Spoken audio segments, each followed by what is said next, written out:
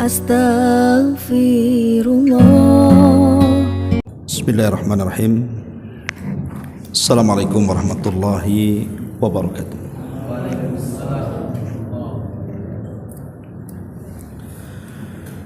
Alhamdulillah wassalatu wassalamu ala rasulillah wa ala alihi wa sahbihi wa mawalah wa la hawla wa la quwata illa billahi wa ba'du. Alhamdulillah, segala puja dan puji hanya milik Allah subhanahu wa ta'ala. Salawat dan juga salam tetap kita hadiahkan kepada Rasul kita Nabi besar Muhammad sallallahu alaihi wa ala alihi wasallam. Hadirin dan hadirat yang dimuliakan Allah subhanahu wa ta'ala, alhamdulillah di malam ini kembali kita bisa duduk di Masjid Al-Fajri dalam rangka thalabul ilmi,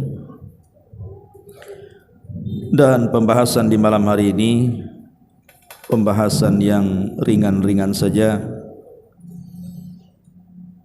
tentang amalan-amalan harian, pekanan, bulanan sampai kepada tahunan yang kalau seandainya kita luputkan maka tentu kita akan mendapatkan penyesalan di hari yang tidak ada lagi penyesalan di hadapan Allah subhanahu wa ta'ala. Ma'asyiral muslimin wal muslimat rahimani wa rahimakumullah. Ayat yang sering kita dengar di dalam Al-Quranul Karim adalah fastabiqul khairat. Berlomba-lombalah kalian di dalam mencari kebaikan. Karena yang namanya usia manusia itu terbatas. Ada saatnya manusia itu akan dijemput dengan ajalnya. Maka disebutkan dalam surah Az-Zumar ayat 56 sampai 58, di mana Allah subhanahu wa ta'ala menggambarkan penyesalan manusia di hadapan Allah. Antakula nafsun ya hasrata ala ma farrattu fi jambillah wa in kuntu laminas sakhirin. Au antakula law anna allaha hadani lakuntu minal muttaqin. Au taqula hina taral adzaba law anna li karratan fa akuna minal muhsinin. Agar jangan ada orang yang mengatakan, alangkah besarnya penyesalan aku atas kelalaianku dalam menunaikan kewajiban-kewajiban terhadap Allah.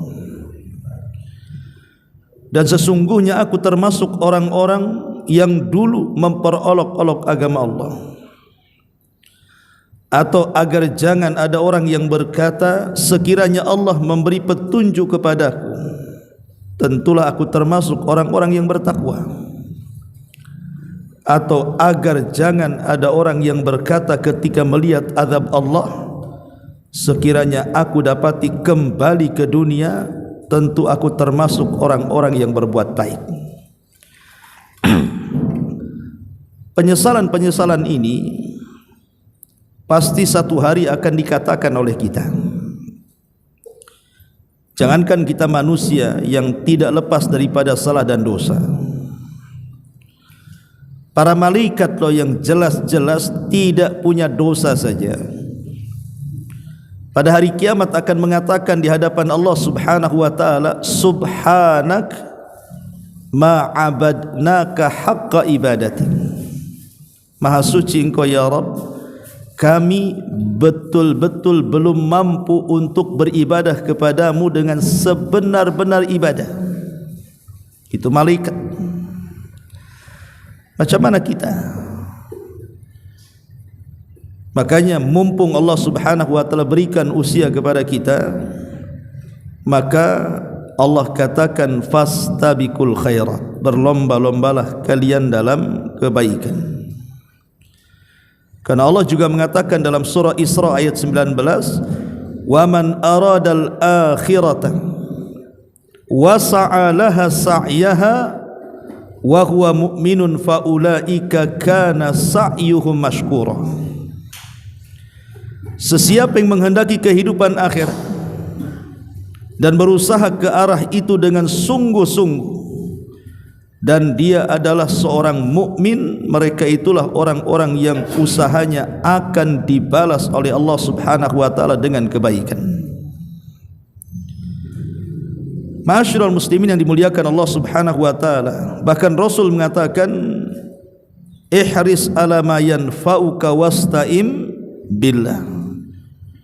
Bersemangatlah kalian di dunia ini mencari yang bermanfaat untuk kamu raih, dan mintalah pertolongan kepada Allah Subhanahu wa taala. Dan Nabi juga mengatakan, igtanim khamsan qabla khamsin. Jaga 5 perkara sebelum datang 5 perkara. Syababaka qabla haramik, wa sihhataka qabla saqamik, wa ginaka qabla faqrik, wa faraghaka qabla syughlik, wa hayataka qabla mautik. Masa mudamu sebelum masa tuamu, masa sehatmu sebelum masa sakitmu, masa kayamu sebelum masa fakirmu, dan masa lapangmu sebelum datang kesibukan kamu, dan masa kehidupanmu sebelum datang kematian. Lah ayat-ayat dan hadis ini yang sering kita dengar adalah motivasi kepada kita supaya kita pandai-pandai mencari amalan-amalan yang kelak bermanfaat di hadapan Allah Subhanahu wa taala. Maka amalan apa saja yang harus kita jaga dalam keseharian kita, kemudian juga dalam pekanan kita, dalam bulanan kita, bahkan dalam tahunan? Inilah yang kita akan bahas pada malam hari ini. Ma'asyiral muslimin yang dimuliakan Allah Subhanahu wa taala, pertama amalan harian. Jangan pernah meninggalkan salat 5 waktu. Jaga salat 5 waktu. Nabi sallallahu alaihi wasallam mengatakan, khamsu salawatin katabahunna Allahu 'alal ibad. Faman jaa'a bihinna lam yudayyi minhunna syai'an istighfafan bihaqqihin kana lahu 'indallah ahdun an yudkhilahul jannah. Salat 5 waktu yang Allah telah tetapkan bagi hamba-hambanya, barang siapa yang mendatangkan salat 5 waktu itu, dia tidak pernah meremehkan akan salat 5 waktu itu, memang betul-betul dia jaga, maka Allah Subhanahu wa taala akan janji kepada orang yang menjaga salat 5 waktu itu, an yudkhilahul jannah, untuk memasukkan ke dalam surga. Tapi sebaliknya kata Rasul, wa man lam ya'ti bihinna falaysa lahu 'indallahi ahdun in syaa'a 'adzabahu wa in syaa'a adkhalahul jannah. Tapi siapa yang tidak menjaga salat 5 waktu itu, maka dia tidak akan dapat perjanjian yang akan menyelamatkan kita ke dalam surga. Tetapi kata Rasul, kalau Allah mau, Allah akan azab dia, atau kalau Allah mau, Allah akan ampuni dia. Lihat di sini bagaimana Nabi SAW memberikan jaminan surga bagi orang yang menjaga salat 5 waktu. Bahkan ada lebih hadis-hadis itu ancaman-ancaman berat bagi orang-orang yang tidak pernah memperhatikan salat 5 waktu. Contoh, Rasul mengatakan, man hafadha 'alaiha kanat lahu nuran wa burhanan wa najatan yaumal qiyamah, wa man lam yuhafid 'alaiha lam yakun lahu nurun wala burhanun wala najatun wa kana yaumal qiyamati ma'a Qarun wa fir'auna wa Haman wa Ubay ibn Khalafin. Siapa yang menjaga solat 5 waktu, kata Rasul, maka dia akan mendapatkan cahaya, dia akan mendapatkan bukti dan juga keselamatan pada hari kiamat. Tapi siapa yang tidak menjaga solat 5 waktu, dia tidak akan dapat cahaya, dia tidak akan dapat bukti, dia tidak akan selamat, bahkan dia akan dikumpulkan bersama Qarun, bersama Fir'aun, bersama Haman, dan bersama Ubay ibn Khalaf, kata Rasul. Lihat bagaimana ancaman orang yang melalaikan solat 5 waktu. Dikumpulkan satu neraka dengan Qarun, dikumpulkan satu neraka dengan Fir'aun, dikumpulkan satu neraka dengan Haman dan Ubay ibn Khalaf. Ngeri, kawan. Ya. Kenapa kemudian Nabi SAW mencontohkan 3 manusia durhaka ini? Pertama, Qarun. Qarun dikenal dengan apa? Dengan kekayaannya. Karena biasanya kekayaan itulah yang melalaikan solat. Kemudian yang kedua, Rasul contohkan dengan Fir'aun. Fir'aun dikenal dengan kekuasaannya, karena kekuasaan itulah terkadang melalaikan solat. Kemudian Haman, Perdana Menteri Fir'aun, maka di antara yang melalaikan solat juga adalah para penjilat penguasa. Kemudian Ubay ibn Khalaf, seorang tajir, pedagang, sukses dia. Maka biasanya yang melalaikan solat juga karena sibuk mengejar dunia dengan usahanya. Inilah kenapa kemudian Nabi SAW mencontohkan 4 manusia durhaka ini yang akan dijadikan satu neraka dengan orang-orang yang tidak menjalankan solat 5 waktu. Maka amalan yang pertama, jangan tinggalkan solat 5 waktu. Sibuk apapun, tidak ada alasan untuk meninggalkan solat. Karena solat yang 5 waktu itu wajibnya itu sifatnya mutlak. Namanya wajib sifatnya mutlak itu tidak bisa gugur dengan sakit, tidak bisa gugur karena perang, tidak bisa gugur dikarenakan safar. Bahkan dalam kondisi apapun, baik aman ataupun tidak, baik sakit ataupun sehat, baik mukim ataupun safar, baik di darat ataupun di lautan, maka solat wajib itu tidak bisa ditinggalkan. Selama akalnya masih ada, maka tidak bisa ditinggalkan, kecuali kalau sudah akalnya enggak ada. Ini yang pertama. Yang kedua, amalan harian, jangan meninggalkan qiraatul Quran. Setiap hari kalau bisa baca Quran, walaupun pamannya tidak harus berjuz-juz, kan begitu ya. Bacalah Quran itu walaupun 1 surat, 2 surat, surat pendek yang mungkin kita hafal atau kita ambil mushaf. Karena Nabi SAW mengatakan, man qara'a harfan min kitabillah falahul hasanatu wal hasanatu bi asyri amthaliha, la aqulu alif lam mim harfun walakin alifun harfun wal lamun harfun wa mimun harfun. Siapa yang membaca 1 huruf saja dalam Quran, maka setiap 1 huruf itu akan mendapatkan 10 kebaikan. Aku tidak katakan alif lam mim 1 huruf, tapi alif 1 huruf, lam 1 huruf, mim 1 huruf, kata Rasul.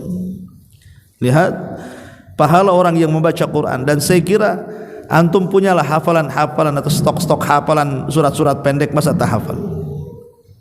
Walaupun masih setiap hari mengulang-ulang wadduha, inna a'tayna, surah al-ikhlas, muawwidhataini, tidak ada masalah. Karena membaca Quran itu sesuatu yang sangat luar biasa, yang Nabi SAW mengatakan, iqra'ul Quran fa innahu ya'ti yaumal qiyamah syafi'an li ashabi.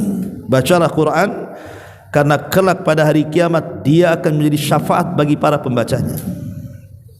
Jadi jangan pernah meninggalkan Al-Quran, setiap hari baca walaupun tidak banyak, karena ini penyebab syafaat pada hari kiamat. Bahkan Nabi SAW menganggap orang-orang yang membaca Quran, belajar Quran, mengajarkan Quran itu manusia terbaik. Khairukum man ta'allama al-Qur'ana wa 'allama. Sebaik-baik kalian adalah orang yang belajar Quran dan mengajarkan Quran. Di zaman Nabi SAW, ikhwan, Nabi SAW itu terbiasa kalau malam itu terkadang berjalan-jalan di ganggang kota Madinah. Dan Nabi SAW terkadang berhenti di satu rumah, yang dalam rumah itu ada orang membaca Quran. Jangan cerita zaman Nabi kan, zaman kita kecil-kecil saja di kampung, di desa itu masih terdengarlah orang baca Quran itu dari rumah ya. Kalau sekarang mana ada dangdutan yang ada ya. Yang keluar itu entah apa yang keluar suara itu. Tapi zaman dulu masih kita dengarlah baca-baca Quran dari rumah gubu-gubu, apalagi di musola-musola langgar-langgar itu. Lah apalagi di zaman Nabi. Kalau malam itu para sahabat Nabi SAW suka membaca Quran sehingga suaranya seperti tawon. Jadi satu malam Nabi SAW tiba-tiba kemudian singgah di satu rumah karena menakjubkan bacaannya. Sampai terlenanya Rasul dengan bacaan Quran oleh penghuni rumah itu. Rasul tidak sadar berdiri lama sampai mendekati subuh. Ketika dia sadar dia sudah mau dekat subuh nih, langsung balik dia karena dia harus mengimami sholat subuh kan. Lalu selepas sholat subuh dia panggil penghuni rumah itu. Rupanya penghuni rumah itu namanya Abu Musa al-Ash'ari radhiyallahu anhu. Ya Aba Musa, kemari kamu. Kata Abu Musa, ya wahai Rasul. Kata Rasul, tahukah engkau ya Aba Musa, semalam aku berdiri di samping rumah. Aku mendengarkan suara Qur'anmu yang indah. La sautuka kamizmar min mazamiri ali Daud. Suaramu hai Aba Musa seperti lantunan suara Nabi Daud ketika taranum Zabur.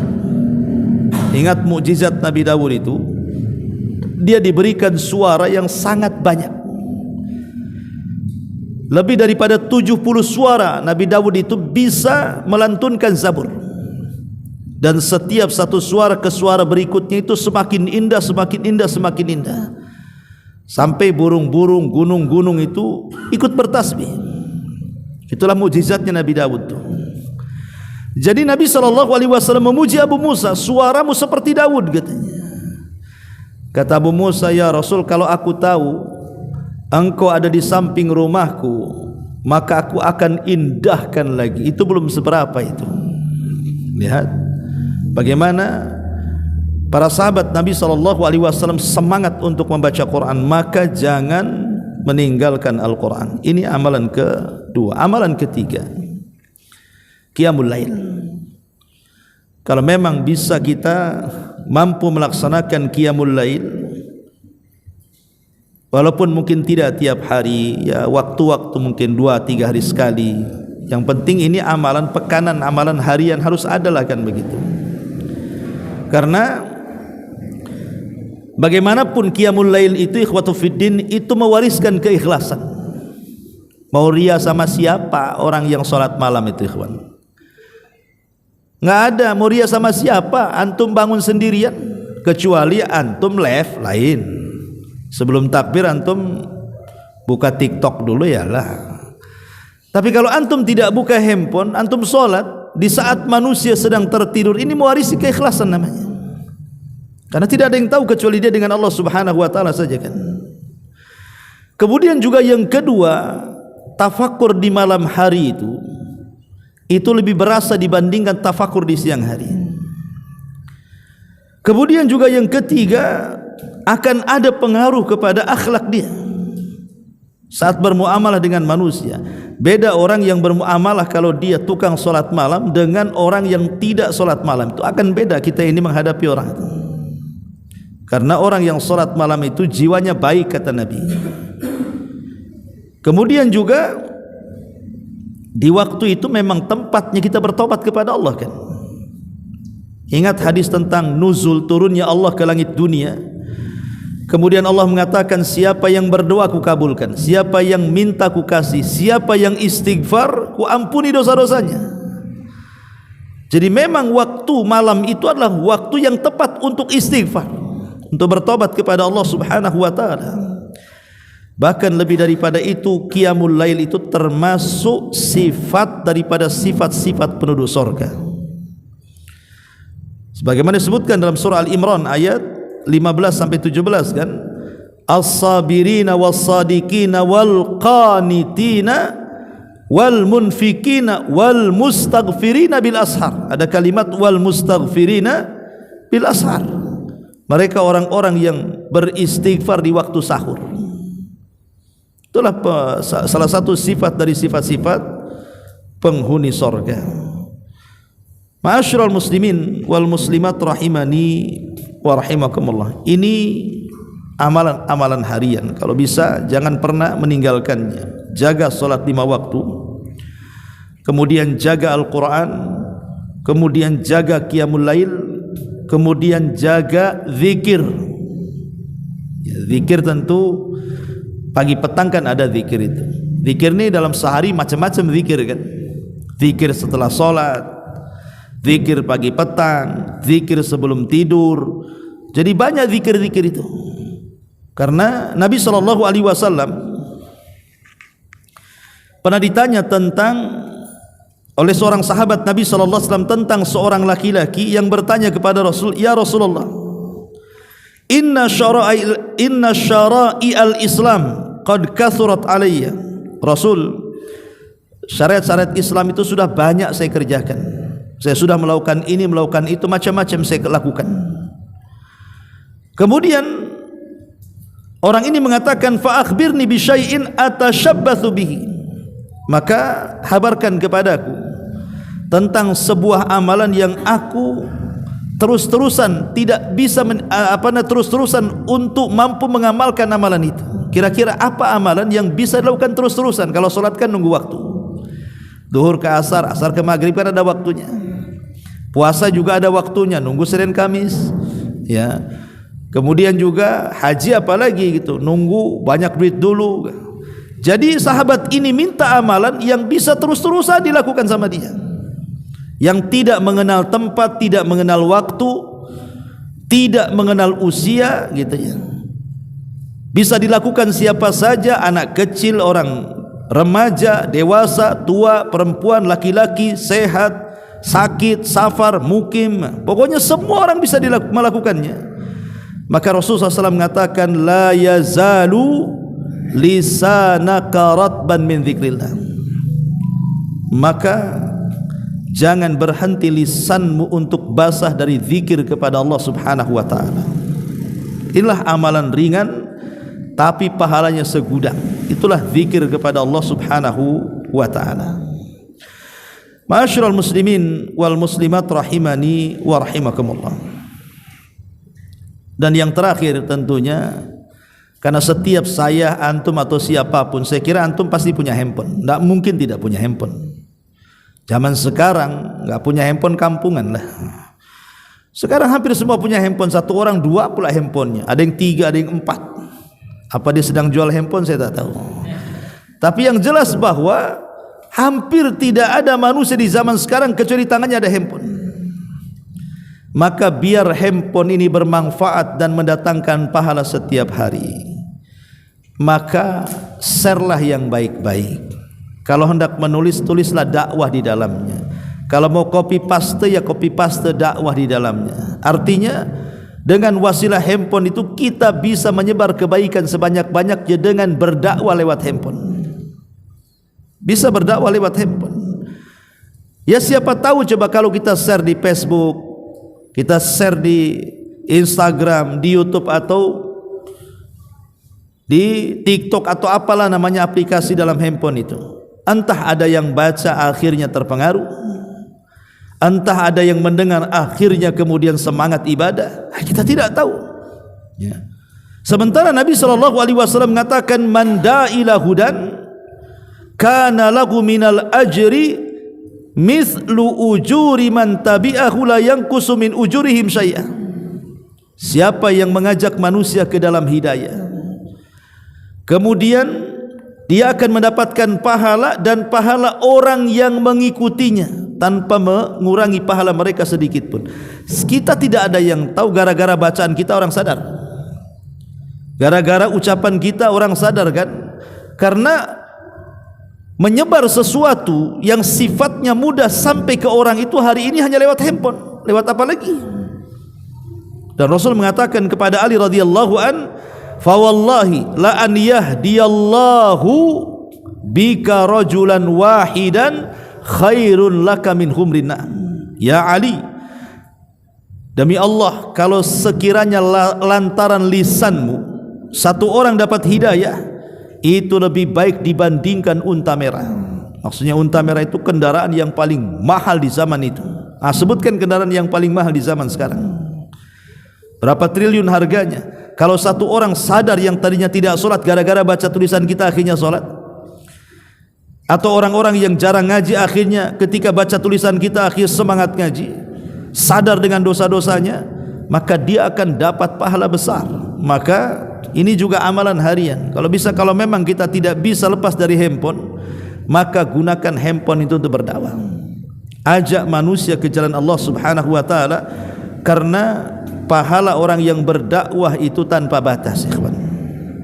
Itu kan sifatnya multi level pahala. Semakin banyak orang sadar, semakin banyak pahala yang didapatkannya. Ini amalan harian. Ya banyak lagi amalan yang lainnya. Ini kan kita mengambil amalan-amalan penting saja. Kemudian yang kedua, amalan pekanan atau mingguan. Pertama, jaga sholat Jumat. Nabi SAW mengatakan, as-salatul khamsu wal jum'ati ilal jum'ati kafaratun lima bainahunna ma lam tughshal kabair.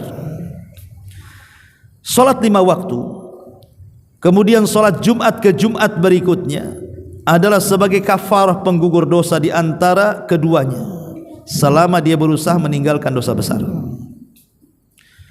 Dalam riwayat Nabi SAW mengatakan, man igtasala thumma atal jum'ata fa shalla ma qaddara lahu. Barang siapa yang mandi di hari Jumat, kemudian dia berangkat Jumat, kemudian dia solat mutlak. Solat mutlak itu solat 2 rakaat salam sampai khatib naik mimbar, ya. Kemudian kata Nabi SAW, thumma ansat, kemudian dia diam hatta yafragha min khutbatihi, sampai khatib selesai khutbah, dari mulai khatib naik sampai selesai dia diam. Thumma yusalli ma'ahu, kemudian salat bersama imam.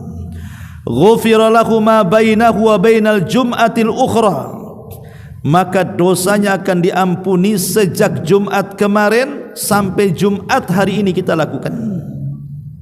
Jadi antara Jumat ke Jumat itu dosa-dosa kita akan digugurkan. Kan luar biasa, kawan. Tapi syaratnya ya tadi, mandi, jangan tak mandi, ya. Kemudian juga dia berpagi-pagi, kemudian sholat sunnah mutlak, kemudian dia sergap dengan khatib dan imam, kemudian sholat bersama imam, maka itulah pahala Jumat ke Jumat itu akan menjadi penggugur dosa. Luar biasa, ya. Bahkan bukan hanya itu saja, sampai-sampai Allah Subhanahu wa taala mengutus malaikat itu untuk berdiri di pintu masjid dan membawa catatan di tangannya. Jadi setiap ada orang yang masuk dicatat oleh malaikat itu. Kalau dia mendapatkan saf pertama, maka malaikat mencatat dia mendapatkan pahala seperti berkurban seekor unta.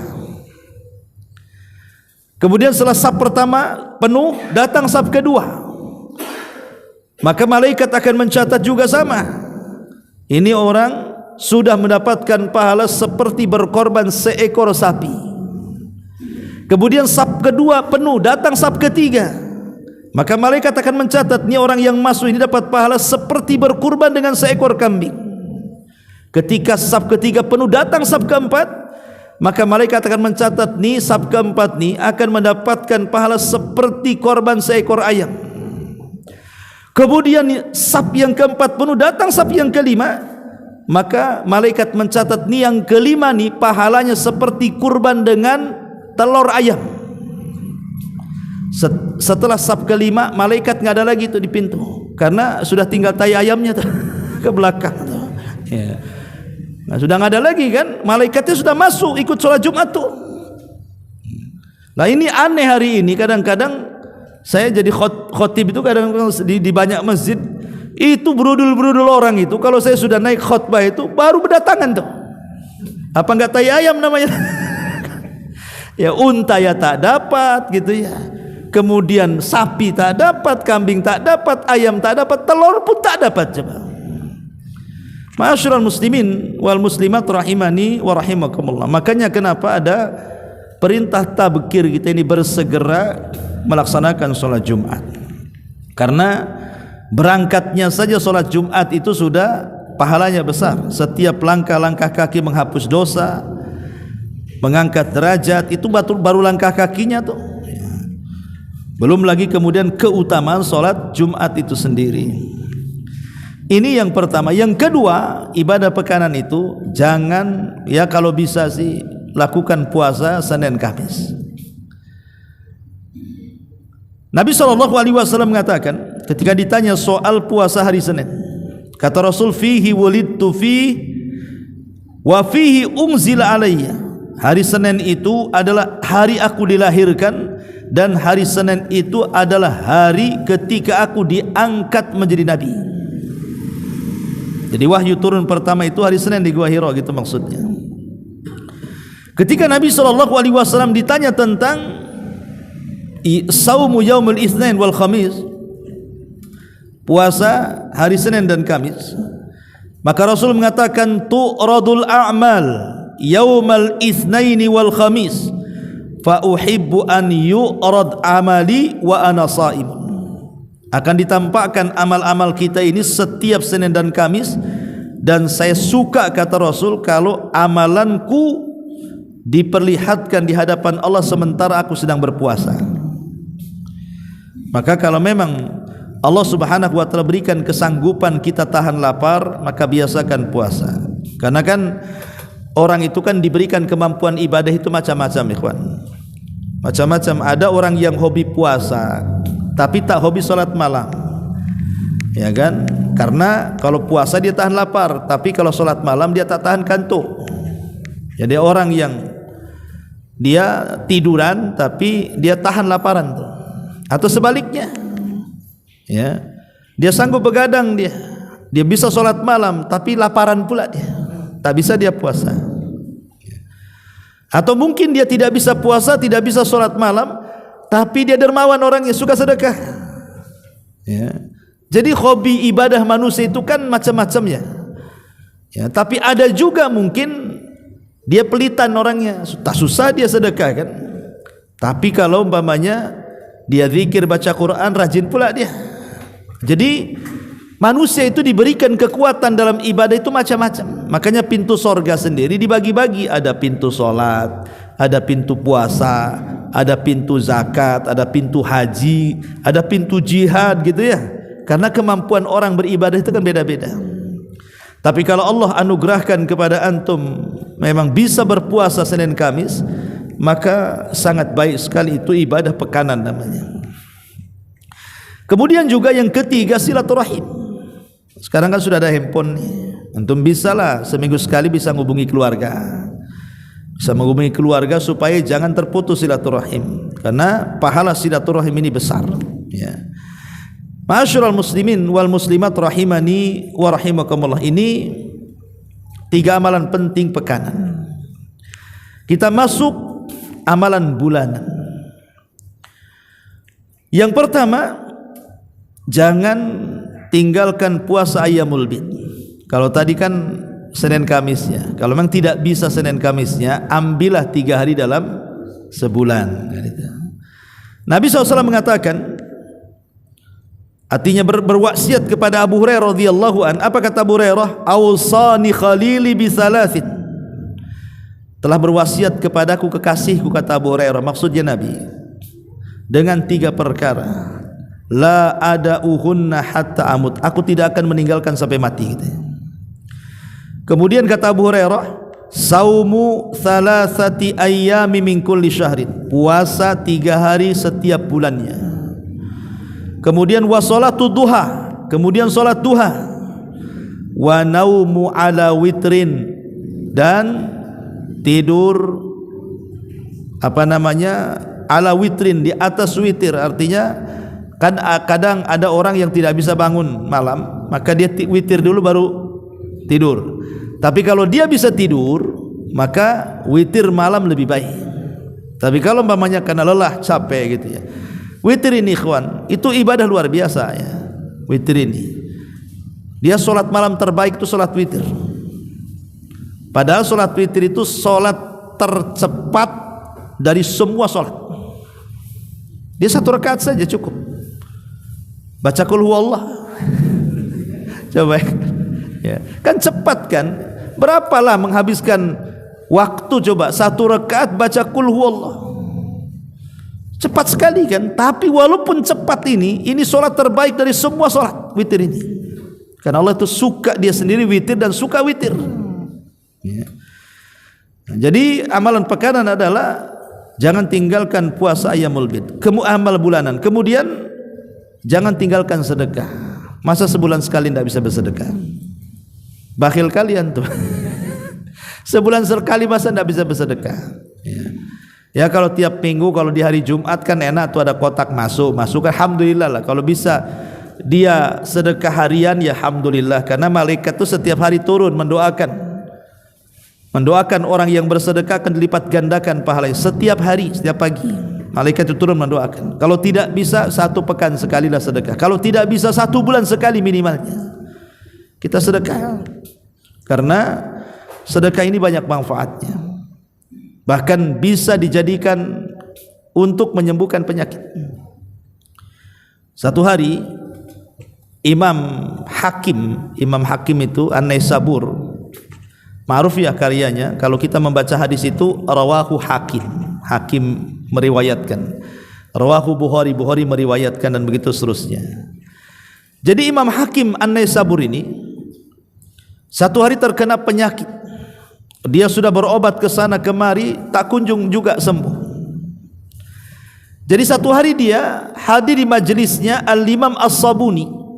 Imam As-Sabuni ma'ruf, imam yang produktif, banyak mengarang kitab, salah satunya Aqidah Ashabil Hadis ya, yang kitabnya sangat bagus sekali. Jadi Imam Hakim ini mengadu kepada Imam As-Sabuni dan mengatakan, ya Imam, bisa enggak kau minta doa murid-muridmu agar mendoakan kesembuhan penyakitku? Akhirnya Imam Sabuni pun ngomong di jemaah pengajiannya, mari kita doakan supaya Imam Hakim diberikan kesembuhan oleh Allah Azza wa Jalla. Maka murid-muridnya banyak mendoakan akan kesembuhan Imam Hakim ini. Lah dari sekian jamaahnya itu ada seorang wanita, seorang ibu-ibu, malam harinya bermimpi. Dalam mimpinya dia berjumpa dengan malaikat dan menghabarkan kepada ibu ini, sampaikan kepada Hakim, kalau ingin sembuh penyakitnya bersedekahlah dengan air. Akhirnya kemudian sang ibu ini menyampaikan kepada Imam Sabuni. Maka Imam Sabuni menyampaikan kepada Imam Hakim, mudah-mudahan kalau engkau bersedekah Allah sembuhkan penyakitmu. Karena Rasulullah SAW mengatakan, tadawau mardhakum bis sadaqah, obati orang sakit kalian dengan cara sedekah. Akhirnya kemudian Imam Hakim pun mencari daerah-daerah yang berhajat dengan air. Dia gali sumur, kemudian keluar air dan dia sedekahkan airnya kepada orang yang berhajat dengan air. Maka setelah peristiwa itu Allah Subhanahu wa taala menyembuhkan penyakitnya. Shadaqa Rasulullah sallallahu alaihi wasallam yang mengatakan, tadawau mardhakum bis sadaqah, obati orang sakit di antara kalian dengan sedekah. Jadi sedekah itu bisa jadi obat ya. Ustaz, saya sudah sering sedekah tapi kok tak sembuh-sembuh, kan gitu. Ingat bahwa sedekah untuk menyembuhkan penyakit itu ada syarat-syaratnya.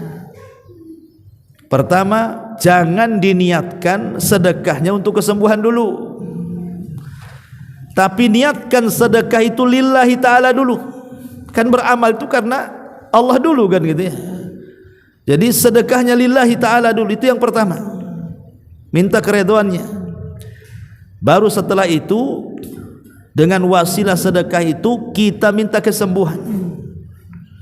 Jangan dibalik kan itu. Saya sedekah karena penyakit, enggak sembuh-sembuh penyakitnya, Allah pula disalahkan. Kalaupun sudah umpamanya syarat-syarat sedekah itu terpenuhi, kemudian juga tak kunjung sakit, ya memang sudah takdir, mau diapakan kan begitu. Takdir Allah itu tidak bisa dirubah. Boleh jadi dengan sakit itu gugurlah banyak-banyak dosa, karena ada sorga itu yang tidak bisa diraih dengan puasa, dengan sholat, dengan zakat, dengan baca Quran, hanya bisa diraih dengan sabar. Dan sabar itu mesti harus ada ujian. Lah salah satu ujian yang berat itu adalah sakit biasanya. Ya. Taib, masyarul muslimin wal muslimat rahimani wa rahimudan, banyak ya manfaat sedekah ini, bukan hanya bisa menyembuhkan penyakit, macam-macam. Ya. Kemudian amalan yang kedua yang sifatnya juga pekanan adalah selain daripada sedekah secara umum, juga sebulan sekali kalau bisa berkunjunglah kepada atau datangilah anak-anak yatim. Anak-anak yatim harus disayang, anak-anak yatim itu. Jangan pula punya panti asuhan, ngerekrut anak-anak yatim, kemudian kecil dirawat sampai sudah besar kok nampak cantik gitu kan. Akhirnya diperkosa pula. Itu kan ada kasusnya tuh. Naudzubillah kan itu.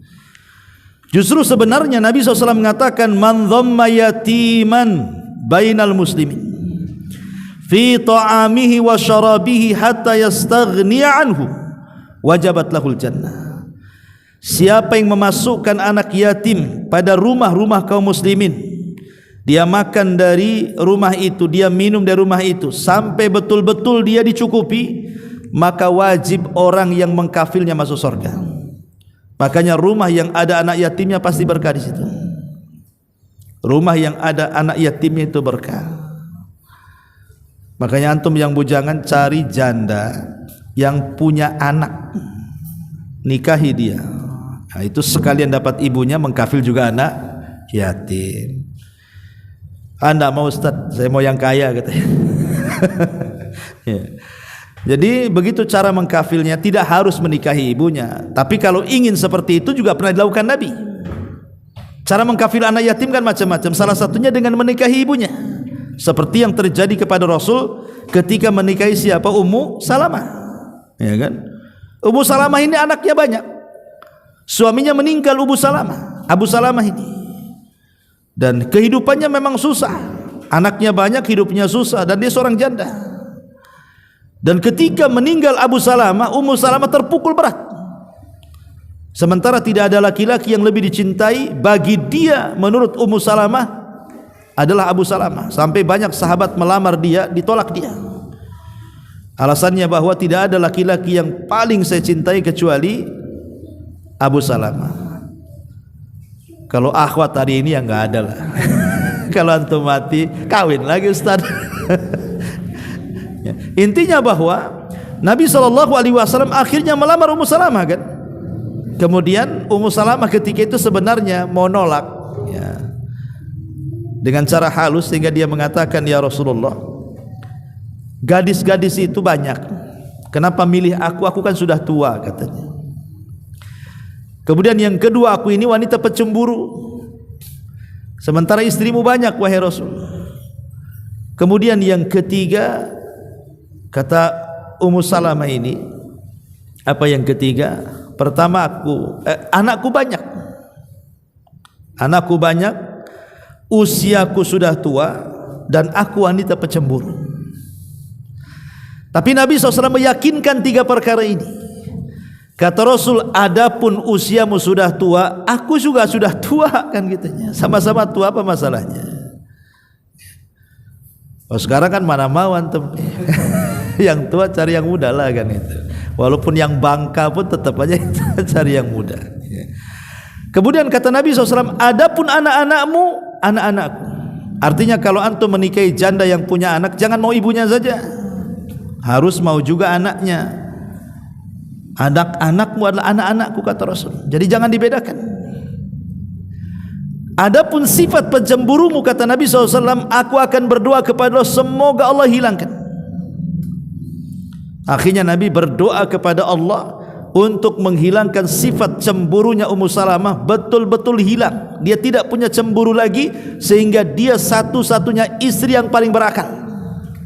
Kalau istri yang lain cemburuan, Aisyah, Hafsah cemburuan, Ummu Salamah tidak. Makanya dia wanita satu-satunya berakal tuh di antara istri si Nabi itu. Kalau ada masalah mesti dia yang diutus. Antum tahu doanya? Doanya antum tahu? Ya. Kalau tahu anak kasih tahu kan gitu. Teman anak tak tahu juga itu masalahnya. Karena riwayatnya begitu saja kan. Rasul berdoa tapi lafadznya enggak jelas kan itu ya. Taib.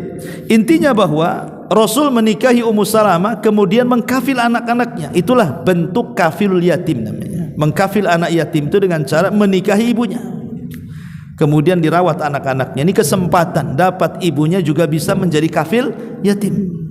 Dan Rasul mengatakan, ana wa kafilul yatim fil jannati kahataini, kata Rasul. Saya dan para pengkafil anak yatim di sorga seperti ini, saking dekatnya. Ataupun kalau tidak menikahi ibunya tidak ada masalah, kita ambil anaknya saja sampai dia balik.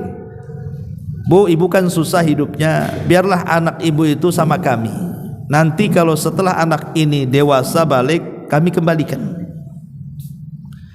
Karena Rasul mengatakan la aitama ba'dal bulug, tidak dinyatakan yatim kalau sudah balik. Jadi batas anak yatim itu sampai balik. Baliknya laki-laki 15 tahun, baliknya wanita 9 tahun. Artinya kalau antum mengambil bayi anak yatim, kemudian antum hidupi mereka, cukupi mereka, baik kehidupan badan, ruh ataupun sekolahnya, sampai dia balik, berarti antum sudah mengkafil anak yatim itu. Karena kalau sudah di atas balik, posisinya bukan yatim lagi walaupun ayahnya meninggal. Boleh jadi kalau dia susah ya kita katakan fakir, kita katakan miskin kan itu. Kalau kita tetap menolong berarti bukan menolong anak yatim tapi menolong orang miskin, beralih dia pahalanya ya. Saya bayangkan kalau kita mengkafil anak yatim dari besar sampai balik, walaupun balik masih juga antum biayai, berarti antum dapat 2 pahala. Pertama anak yatim antum kafil, setelah itu beralih dari anak yatim ke orang miskin, dapat 2 pahala kan ya. Kalau seandainya tidak ada batas usia anak yatim itu, ya antum anak yatim juga kan, bisa juga antum minta juga. Antum buat panti asuhan aja lah. Saya anak yatim juga Ustaz, pada tua bangka tuh. Makanya kemudian dibatasi dengan usia balik ya, itu baru dia katakan anak yatim. Jadi kalau memang bisa lah ya, bulanan itu ya datang anak-anak yatim, datang ke fakir miskin, tolong mereka ya. Ini amalan bulanan dan amalan tahunan ya. Kalau Allah berikan rizki kepada kita, haji atau umroh lah. Ini amalan tahunan nih, haji ataupun umroh. Kalau tidak bisa haji ya umroh. Nabi SAW ditanya tentang amalan yang paling afdal, maka Rasul mengatakan imanun billah, beriman kepada Allah dan beriman kepada Rasulnya. Kemudian sahabat bertanya, apalagi wahai Rasul? Kemudian Rasul mengatakan jihad di jalan Allah. Kemudian apalagi wahai Rasul? Kemudian Rasul mengatakan hajjun mabrur, haji yang mabrur. Dan syarat haji yang mabrur itu ada 5. Kalau anda ingin haji dan ingin mabrur hajinya, pertama berangkat dari harta yang dihalalkan, bukan harta hasil korupsi ya, ataupun hasil dari judi online. Kemudian yang kedua, an yabta'ida anil fiski wal ithmi wal jidali fi.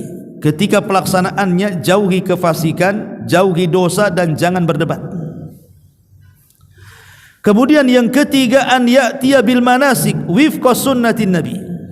Hendaklah belajar manasik haji yang sesuai dengan sunnah Nabi. Jangan aneh-aneh. Ya, karena biasanya orang berangkat haji karena enggak ada ilmunya, akhirnya terkadang melaksanakan manasik itu jauh daripada sunnah. Harusnya melempar batu malah sendal buat dilempar. Ya. Kemudian juga yang keempat, an yura'i bihajjihi, alla yura'i bihajjihi. bal yukhallisu fihi li rabbih. Jauhi riya dengan hajinya itu.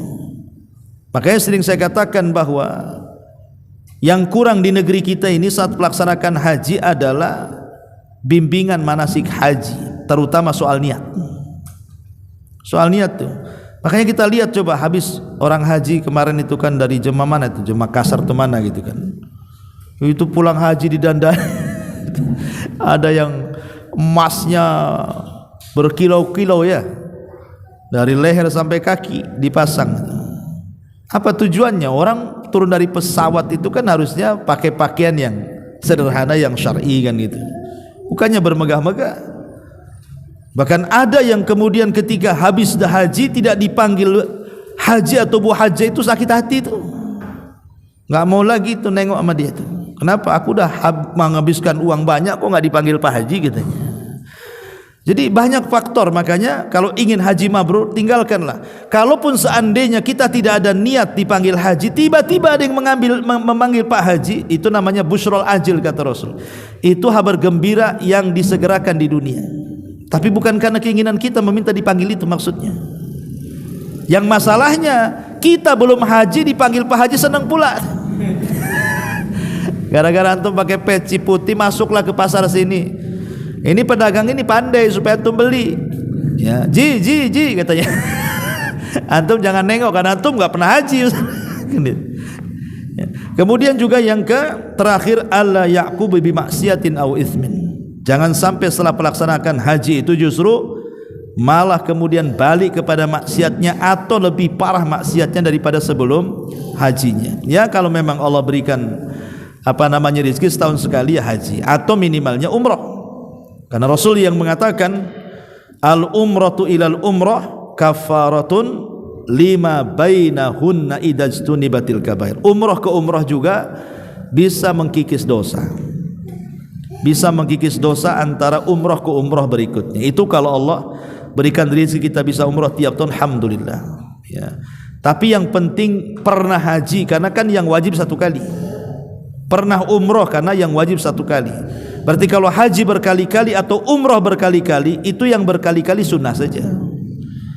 Kalau memang ada yang lebih urgent daripada itu, umpamanya menolong fakir miskin, umpamanya saya sudah umrah tapi ada dana lagi untuk umrah, tapi ada tetangga yang miskin yang butuh pertolongan kita, maka sebaiknya mana yang lebih utama didahulukan kan itu.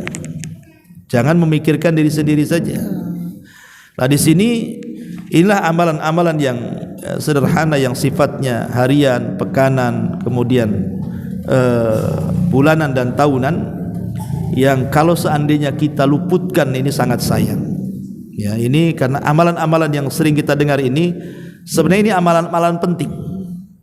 Yang kalau orang itu meninggalkannya bisa menyesal nanti di hari yang tidak ada penyesalan di hadapan Allah Subhanahu wa taala. Wallahu a'lam bishawab.